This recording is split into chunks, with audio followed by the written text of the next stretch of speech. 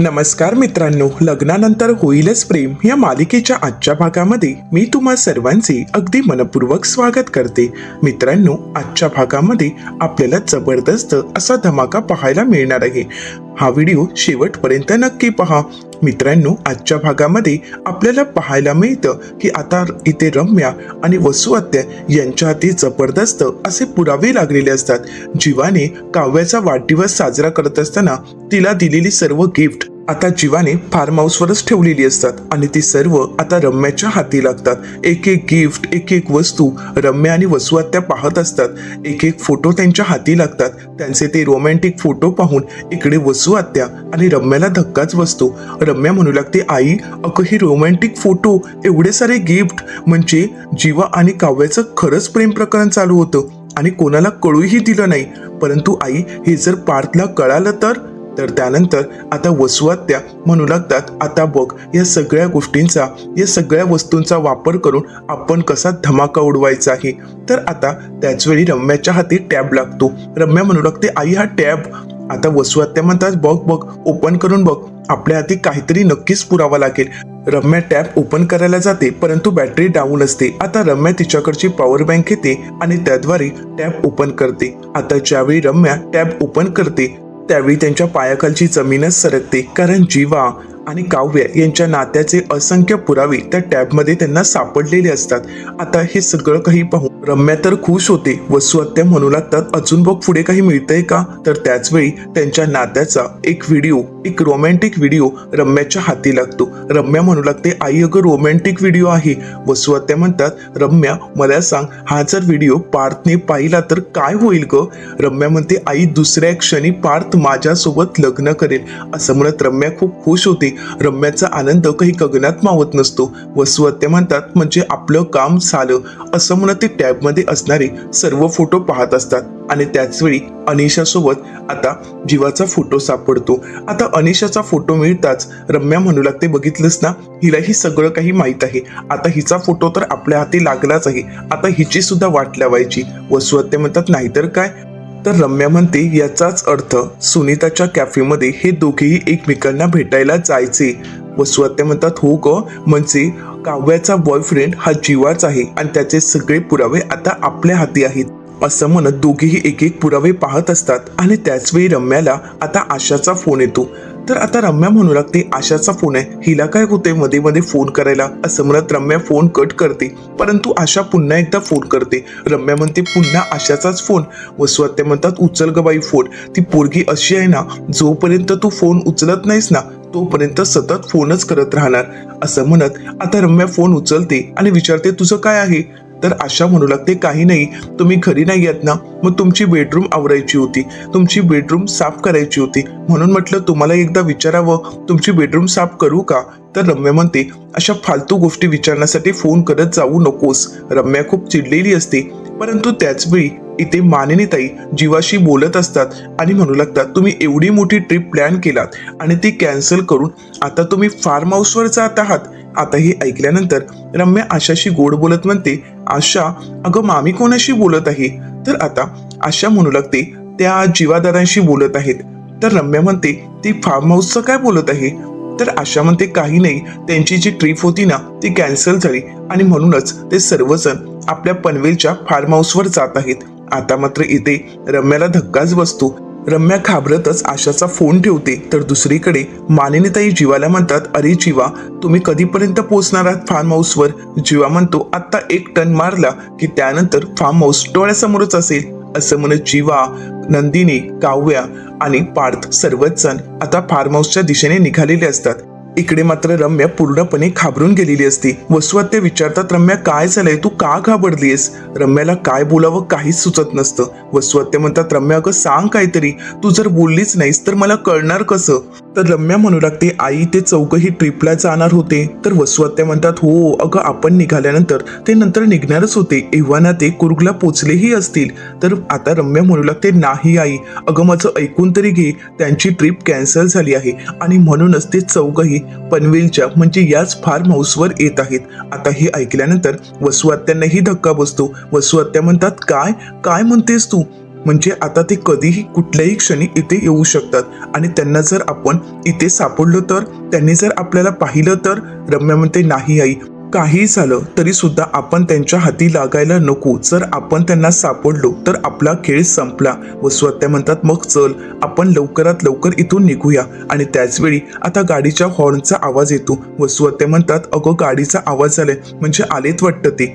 रम्या, अगं चल हे सर्व पुरावे आपल्या बॅगमध्ये भर. रम्या म्हणते, पण बॅग कुठे आहे? आता दोघींच्याही काही लक्षातच नसतं. दोघी विचार करू लागतात. त्याचवेळी त्यांच्या लक्षात येतं की आपण आपल्या बॅगा खालीच विसरलो आहोत. तर आता दोघीही खिडकीतून गाडी आली की पाहण्यासाठी डोकावून पाहतात, परंतु त्याचवेळी त्यांच्या बॅगा त्यांना खाली दिसतात. वसुआत्या म्हणू लागतात, रम्या अगं बॅगा तर खालीच राहिलेत, जा घेऊन ये. आता रम्या धावत पळत जीवाच्या आकांताने आपला जीव वाचवण्यासाठी त्या बॅगा घेण्यासाठी बाहेर येते. तर दुसरीकडे वसुआत्या तिथे असणाऱ्या अजून काही पुरावे सापडतात का पाहत असतात. त्याचवेळी वसुआत्यांच्या हाती एक गिफ्ट सापडतं, परंतु त्यावर काय लिहिलेलं आहे हे वसुआत्यांना वाचता येत नाही आणि म्हणूनच वसुआत्या आता लाईट ऑन करतात. परंतु लाईट ह्या ऑन केल्यानंतर येत जात असतात. ट्यूबलाईटचा प्रॉब्लेम असतो तरी सुद्धा वसुआत्यांना त्या गिफ्टवर काय लिहिलं आहे ते वाचायचं असतं.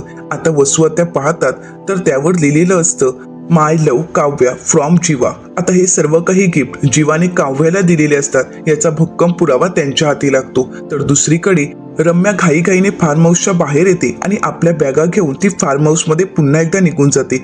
आता ज्यावेळी रम्या फार्म हाऊसमध्ये एंट्री करते त्याचवेळी यांची गाडी आता फार्म हाऊसच्या दिशेने आलेली असते. आता पार्थ गाडी लावतात, सर्वजण गाडीतून उतरतात. तर आता नंदिनी म्हणू लागते, किती दिवसानंतर आपण आपल्या फार्म हाऊसवर आलो आहोत. हो ना, खरं तर जीवांच्या बर्थडे नंतर पहिल्यांदाच आलो आहोत. असं म्हणत सर्वजण आता गाडीतील बॅगा काढत असतात. त्याचवेळी जीवाचं लक्ष तिथे ठेवलेल्या शेकोटीच्या लाकडांकडे जातो. जीवाला तो क्षण आठवतो आणि हे सगळं काही आता काव्यही पाहत असते. जीवाला तो क्षण आठवतो ज्यावेळी काव्य जीवाला म्हणालेली असते, तू सगळं काही लपवशील, परंतु या टॅटूचं काय? आणि त्याचवेळी जळतं लाकूड घेऊन जीवाने तो टॅटूही मिटवून टाकलेला असतो. हे सर्व क्षण आता त्यांच्या डोळ्यासमोर असतात. त्या आठवणी त्यांना आठवतात. आता या सर्व आठवणी आठवताच जीवा त्यामध्ये हरवून जातो. तर आता काव्या जीवाला भानावर आणते आणि खुणावूनच या सगळ्या गोष्टी आता विसरून जा असं सांगते. आता जीवा ज्यावेळी मागे वळून पाहतो तर त्याचवेळी जीवाचा लक्ष फार्म हाऊसच्या इथे अडगळीच्या खोलीजवळ जातो आणि तिथे लाईट चालू असतात हे जीवाच्या लक्षात येतं. जीवा म्हणू लागतो, अडगळीच्या खोलीतील लाईट का चालू आहेत? तिथे तर कोणीच नसतं, मग लाईट का चालू आहेत? कोणी आलं तर नसेल ना? जीवाच्या लक्षात येतं की तिथे सर्व काही पुरावे आहेत. जीवा म्हणतो, तिथे गेल्यानंतर सर्व पुरावे समोर असतील, परंतु जावं लागेल. असं म्हणत आता जीवा फार्म हाऊसमध्ये निघालेला असतो. इकडे वसुआत्या आणि रम्या सर्व बॅग भरत असतात. वसुआत्या म्हणू लागतात, रम्या सर्व पुरावे बॅगमध्ये भर. असं म्हणत दोघीही घाईघाईने सर्व पुरावे बॅगमध्ये भरत असतात आणि त्याचवेळी जीवा आता अडगळीच्या रूमच्या दिशेने येत असतो.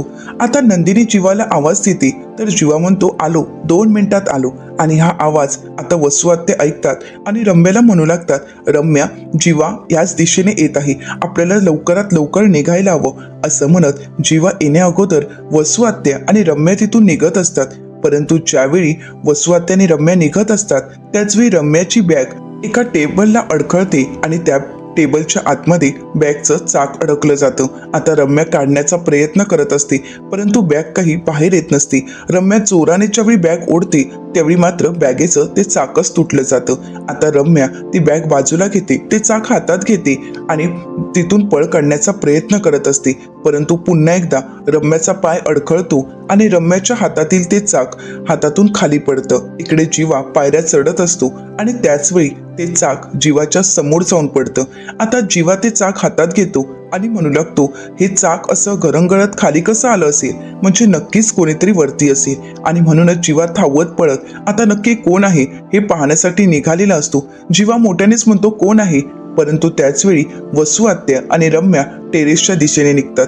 आता जीवा सुद्धा त्यांच्या मागोमाग येत असतो. परंतु त्याचवेळी अडगळीच्या रूमचा दरवाजा उघडं दिसतं आणि म्हणूनच नक्की आतमध्ये कोण आहे हे पाहण्यासाठी आता जीवा अडगळीच्या रूममध्ये येतो.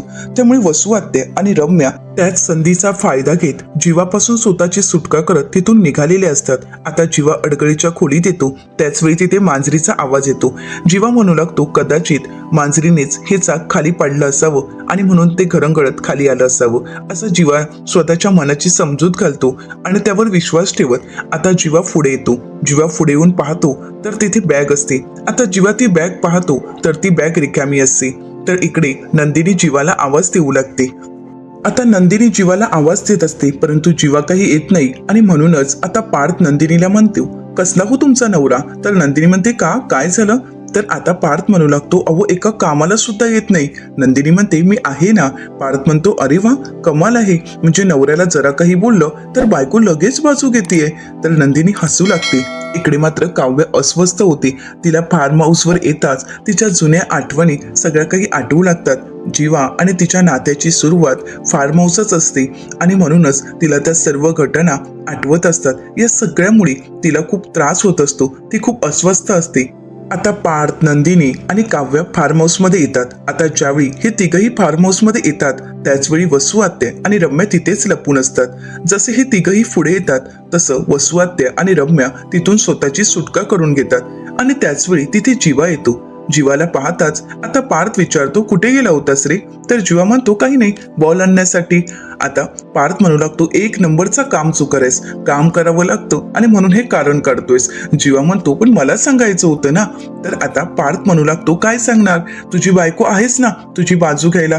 जरा काही बोललं की बायको आहेच. तर त्यानंतर आता जीवा नंदिनीच्या हातातील बॅग घेतो. तर आता नंदिनी काव्याला म्हणते, तुझ्या हातातील माझ्याकडे दे. तर पार्थ म्हणतो, नाही नको, तुम्ही असंच चला, आम्ही घेतो बॅगा. असं म्हणत आता सर्व बॅगा जीवा आणि पार्थ घेतात आणि सर्वजण आता फार्म हाऊस मध्ये आलेले असतात. इकडे वसू आत्या आणि रम्याने स्वतःची सुटका करून घेतलेली असते. तर दुसरीकडे पाहायला मिळतं, सर्वजण फार्म हाऊस मध्ये येताच फ्रेश होतात आणि लगेच क्रिकेट खेळायला सुरुवात करतात. आता क्रिकेटचा सामना खेळत असताना काव्याला जीवाने पहिल्या बॉलमध्येच आउट केलेलं असतं. तर आता नंदिनी काव्याची बाजू घेते आणि म्हणू लागते, नो बॉल. जीवा म्हणतो, नो बॉल? कसला नो बॉल? तर नंदिनी म्हणते, हो हो, नो बॉल. असं म्हणत आता काव्या आणि नंदिनीने या दोघांनाही हरवलेलं असतं. आता या दोघांपुढे ते दोघेही काहीच बोलू शकत नसतात. आता पुन्हा एकदा काव्याला खेळायची संधी मिळते. आता काव्य खेळत असते. काव्याने खूप छान पद्धतीने मस्त बॅटिंग केलेली असते आणि म्हणूनच नंदिनी खूप खुश असते. आता नंदिनीची टीम जिंकावी यासाठी काव्य प्रयत्न करत असते. इकडे पार्थ ज्यावेळी कॅच घ्यायला जाणार तर त्यावेळी तो मुद्दाम हातातील बॉल खाली टाकतो. जीवा म्हणतो, कॅच का सोडलीस तू? तर पार्थ काहीतरी कारण सांगण्याचा प्रयत्न करतो. जीवा म्हणतो, मला माहित आहे हे सगळं काही तू मुद्दाम केलेस, मला नको शिकूस. असं म्हणत पुन्हा एकदा क्रिकेट खेळायला सुरुवात करतात. आता मात्र पुन्हा एकदा जीवाने काव्याला हरवलेलं असतं. तर त्यानंतर आता नंदिनी म्हणू लागते, का हे काव्य? आता टीम नंदिनी आता नंदिनी बॅटिंग करत असते. आता ज्यावेळी नंदिनी बॅटिंग करत असते त्यावेळी तिला बॅटिंग काही जमत नसते आणि सर्व तिच्यावर हसू लागतात आणि म्हणूनच आता जीवा स्वतः नंदिनीला बॅटिंग कशी करायची हे शिकवत असतो. परंतु शिकवणी तर बाजूलाच राहते. दोघंही एकमेकांमध्ये हरवून जातात आणि एकमेकांकडे पाहू लागतात. आता पार्थ आणि काव्या त्यांची नजर चुकवत असतात. तर त्यानंतर नकळतच पार्थ काव्याला म्हणतो, मी काय म्हणतो, मी तुम्हाला बॉलिंग शिकवू का? असं म्हणत आता पार्थ काव्याकडे पाहतो. तर काव्या पटकन पार्थच्या अंगावर धावून येते. पार्थ म्हणतो, नाही नाही. असं म्हणत पार्थ आता बॉलिंग करतो आणि जीवा आणि नंदिनीला भानावर आणतो. परंतु त्याचवेळी पार्थने त्या दोघांनाही आउट केलेलं असतं आणि त्यानंतर वेळ असते ती जीवाची. आता जीवा खूप छान पद्धतीने बॅटिंग करत असतो. काही करून जीवाला हरवायचं हे काव्याचं ठरलेलं असतं आणि म्हणूनच काव्या पार्थला खुणावूनच सांगते आणि त्यानंतर स्टंप बाजूला करते आणि त्यामुळे आता काव्याला जीवाला हरवणं सोपं जातं. आता काव्याने शक्तीने नाही तर युक्तीने जीवाला हरवलेलं असतं. सर्वांची मज्जा मस्करी चालू असते आणि क्रिकेटचा सामनाही रंगत आलेला असतो. तर दुसरीकडे पाहायला मिळतं, वसू आत्या आणि रम्या आता देशमुखांच्या घरी पोहोचलेले असतात. आता दोघेही गप्पा मारत आणि खूप खुश होत घरात आलेले असतात. परंतु अचानकच मानिनीताई त्यांच्या समोर येतात. आता दोघेही घाबरतात, दचकतात आणि एकमेकींकडे पाहतात. रम्या म्हणू लागते, मामी तू? तर मानिनीताई म्हणतात, काय दचकायलाच काय झालंय आणि एवढे का घाबरलात? मीच आहे ना. रम्या म्हणते, हा मामी तूच आहेस. तर वसू आत्या म्हणतात, नाही अगं, तू अशी अचानकच समोर आलीस ना म्हणून. तर मानिनीताई म्हणतात, बरं ठीक आहे, पण मला सांगा, तुम्ही सकाळीच पहाटे निघाला होता आणि असं अचानकच घरी कसे का आलात? तुम्ही लग्नाला गेला होता ना, मग अशा अचानकच एवढ्या लवकर घरी कशा आलात? आता मात्र मानिनीताईंचा हा प्रश्न ऐकून रम्या आणि वसुआत्या एकमेकींकडे पाहू लागतात. त्यांना काय बोलावं काहीच कळत नसतं. तर दुसरीकडे पाहायला मिळतं क्रिकेटचा सामना खेळून आणि खूप मज्जा मस्ती करून चौघही थकून गेलेले असतात. चौघही तिथेच लॉनवर पडतात आणि झोप पडल्या पडल्या नंदिनी आणि काव्याला मात्र गाढ झोप लागते. तर जीवा म्हणू लागतो, खूप वेळ आपण क्रिकेट खेळलोत, माझे तर आता पायही हलत नाही. तर आता पार्थ म्हणू लागतो, बॉलिंग करून करून मी तर पूर्णपणे थकून गेलो आहे आणि माझे हातही भरपूर दुखत आहेत. आता जीवा आणि पार्थ गप्पा मारत असतात आणि त्यानंतर जीवा आता नंदिनीला आवाज देतो, परंतु नंदिनी काही उठत नाही. तर इकडे पार्थ काव्याला आवाज देत असतो, परंतु काव्य ही शांत झोपी गेलेली असते. तर आता जीवा पार्थला विचारतो, पण भाई जेवणाचं काय? तर पार्थ म्हणतो, या मुलींना माहीत असेल. असं म्हणत दोघेही आपापल्या बायकांना उठवत असतात, परंतु दोघेही शांत झोपी गेलेले असतात. तर आता पार्थ म्हणू लागतो, काव्य उठा ना. आता काव्य उठते आणि म्हणू लागते, काय चाललंय? काय ही भुनभुन लावली आहे तुम्ही? रोज आम्ही स्वयंपाक बनवतोच ना, मग आज एखाद्या दिवशी तुम्ही बनवली तर काय हरकत आहे? आता आम्ही स्वयंपाक बनवणार नाही, कारण आम्हा दोघींनाही ब्रेक हवा आहे. असं म्हणत काव्या आणि नंदिनी स्वयंपाक बनवण्यासाठी नकार देतात. तर पार्थ काव्याला म्हणतो, हो का, पण इथे ज्यावेळी पहिल्यांदा आपण आलो होतो ना, त्यावेळी स्वयंपाक मीच बनवला होता. काव्या म्हणते, देशमुख तुम्ही एकदा स्वयंपाक बनवला, आम्ही रोजच बनवत असतो, तेव्हा आम्ही बोलतो का काल स्वयंपाक बनवला होता आज नाही बनवणार, आज बनवला होता उद्या नाही बनवणार? नाही ना, मग आता तुम्ही बघा काय करायचं ते. तर पार्थ म्हणतो, यावर माझ्याकडे एक सोल्युशन आहे, चिठ्ठ्या. असं म्हणत पार्थ आता चिठ्ठ्या काढतो. तर काव्य म्हणते, यातही यांनी चिटिंग केली असता. ताई मी सांगते, या चिठ्ठ्यांमध्ये या दोघांचं नाव नक्कीच नसणार. तर नंदिनी म्हणते, काव्य ग तू टेन्शन का घेतेस? जर या चिठ्ठ्यामध्ये या दोघांपैकी एकाचंही नाव नाही आलं तर मग मात्र आपण पुन्हा एकदा चिठ्ठ्या उडवायच्या आहेत. तर जीवा म्हणतो, ओ चकाचक बाई, किती बोलणार आहात, चिठ्ठी तरी उचला. आता नंदिनी चिठ्ठी उचलते. तर जीवा म्हणतो, हिचंच नाव असणार आहे. नंदिनी आता सर्वांकडे पाहू लागते. तर दुसरीकडे पाहायला मिळतं मानिनीताईंच्या बोलण्याने, त्यांच्या या प्रश्नाने वसुआत्या आणि रम्या दोघीही घाबरून गेलेले असतात. तर मानिनीताई त्यांना भानावर आणत विचारतात, काय झालं? मी काहीतरी तुम्हाला विचारतेय. वसुआत्या म्हणतात, हो ते ना, अगं आम्ही लग्नालाच निघालो होतो, परंतु काय झालं, रम्याला इथे कामाची काळजी वाटत होती, म्हणजे सतत तिला गिल्ट वाटत होतं. काल विक्रम ओरडला ना, मग तिला वाईट वाटलं. ती म्हणायला लागली, नाही मी असं काम सोडून लग्नाला जाणं योग्य वाटत नाही आणि म्हणूनच आम्ही रिटर्न आलो. तर आता मानिनीताई म्हणतात, काय खरंच? तर वसुआत्या म्हणतात, हो ना, अगं तिचं लक्षच लागत नव्हता. ती सतत म्हणायला लागली, मी असं लग्नाला येणं आणि काम अर्धवट सोडणं योग्य वाटत नाही, त्यापेक्षा आपण रिटर्न जाऊयात. म्हणून म्हटलं, बरं ठीक आहे आपण येऊयात. तर रम्या म्हणते, हो ना अगं मामी, तूच बघ ना, जीवा एवढं मन लावून काम करतो, पार्थने तर बॅनर्जी ग्रुपचा एवढा मोठा प्रोजेक्ट मिळवला आहे, ते काम त्याला मिळालं आहे, पण माझेच काही इम्प्रूव्हमेंट दिसत नाही. म्हणून म्हटलं की नाही, आता कामावर फोकस करायचा आणि म्हणूनच लग्न कॅन्सल केलं आणि आम्ही थेट इकडे आलो. आता यांच्या बोलण्यामध्ये काही खरं वाटत नसतं आणि म्हणूनच मानिनीताई म्हणतात, म्हणजे जाताना एवढ्या हट्टाने तुम्ही तिथे निघून गेला होता, म्हणजे जाताना विक्रम का रम्या तुला कामाबद्दल बोलत होते, तर तू मात्र लग्नाला जाण्याच्या घाईत होतीस. तू काम तर काही पूर्ण केलंच नाही, परंतु आता पुन्हा तुला असं गिल्ट वाटलं, काय उपरती झाली आणि तू पुन्हा एकदा तुम्ही मागे आलात. रम्या म्हणते, हो. तर मानिनीताई त्या दोघींकडेही पाहतात आणि म्हणू लागतात, काय खरं काय खोटं मला तर काहीच कळत नाहीये. आता दोघेही म्हणतात, आम्ही खरंच बोलत आहोत. तर मानिनीताई म्हणतात, हो का, मग मला सांग रम्या, अगं तू विक्रम जर ओरडलेत तर तू बाहेर तर गेलीस, परंतु काम तर काही केलं नव्हतं, हे तितकंच खरं आहे. पण बाहेर गेल्यानंतरही तू काम करू शकली असतीस, कारण तुम्हा मुलांकडे लॅपटॉप तर असतातच ना. तर रम्या म्हणते, नाही ग मामी, मी तर माझा लॅपटॉप घेऊनच गेले नव्हते. वसुआत्या म्हणतात, हो ना, घाईघाईत ती लॅपटॉप विसरली होती आणि म्हणूनच म्हणायला लागली की आता मी कामही करू शकत नाही, आणि म्हणून मी म्हटलं, बरं ठीक आहे आपण घरीच जाऊ, असा विचार केला आणि आम्ही परत घरी आलो. असं म्हणत आता दोघीही मानिनीताईंना फसवत असतात, परंतु मानिनीताईंनी यांची शाळा अगदी बरोबर घेतलेली असते आणि त्यांना या दोघांचे डावपेचही अगदी बरोबर माहीत असतात. तर वसुआत्या म्हणतात, चल तुझं काम करायचं आहे ना. रम्या म्हणते, हो ग, भरपूर काम पेंडिंग आहेत. असं म्हणत दोघेही निघत असतात.